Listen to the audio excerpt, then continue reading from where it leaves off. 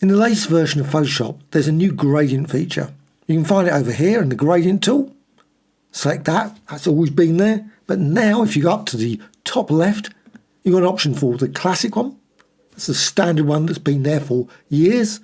You can now select gradient. And that's an interactive control, makes it really easy to apply. So simply apply it. Now I'm using the white to black, but you use any of these types as well. You can change that, and they're all interactive. They can all change as you go through there. Now I'm going to stick generally with the radial, but you could use others. There's also perceptual and linear as well as classic, and you can vary the grading that way. I'm going to stick with perceptual. You can move the origin point, so you can reposition it maybe there, or maybe position it over here, or up here, and so on. You can move it around. But also what you can do, you can resize it. You can just drag this out. And all the gradients have got their own particular ways of working. And they've got these interactive controls. You can move this closer to get a very focused light there. Or drag it out so you get this lovely spherical design. Also, what you can do, and that's the midpoint,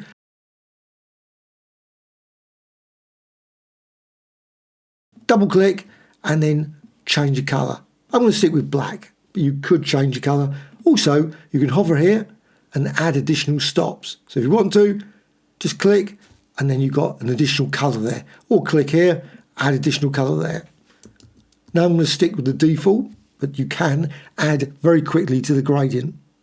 Also, you'll notice if you go to the layers panel, you've got this other box next door to the gradient here. So that's the layer that's selected. It's a gradient fill layer. It's interactive. You can now select this one.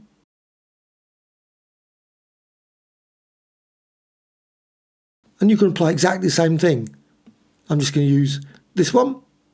This is the radial one. And you can see here, gradient just applied as normal. You can move it around. And by a subtle change of that, you can get different gradient designs. Move it around, position it up there, position it there.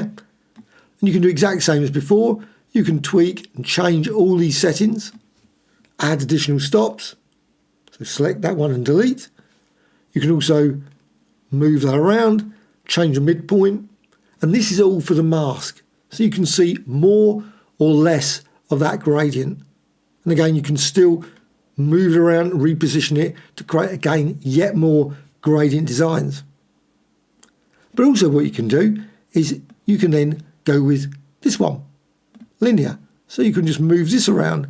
And again, you've still got that gradient. And now you can see you've got that lovely circular gradient there. You've got the mask, so it's cut off here. So you can go back at any time to the other one and you can move it around. So you can move this in or move this out. And you can see literally hundreds of combinations, interactive combinations of gradient can be created from a single set of white and black.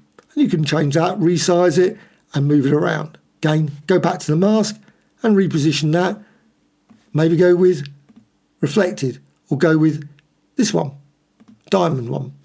And you can move it around and reposition that. Again, creating yet more wonderful gradient designs. But also another great thing about this is just a layer. You can always go to layer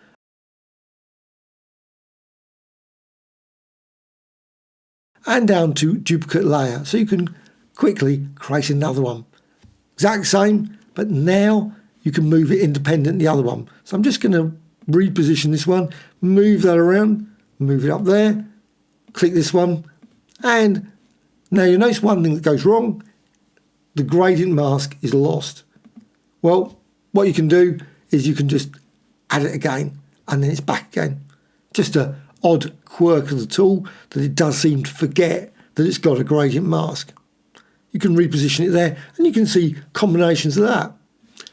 But also you can go back to this one and you can also go down here and you've got blend mode, so you can combine it, run through that and again reposition it, move it around and create again many unique designs. You can also select both of those gradients, or of course you could create 15 or 20 gradients and select them all and then go to layer and down to smart objects and convert to smart object.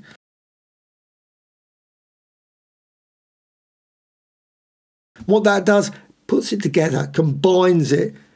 And what you can do, you can move it around, reposition that layer now.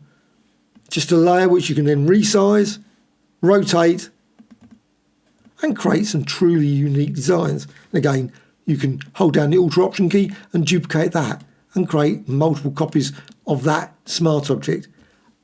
At the same time, at any point, you can always double click here and edit that gradient again, and also the mask. So you just go there, again, gradient tool, and you can just add that, tweak this, move it around, and create yet more unique designs.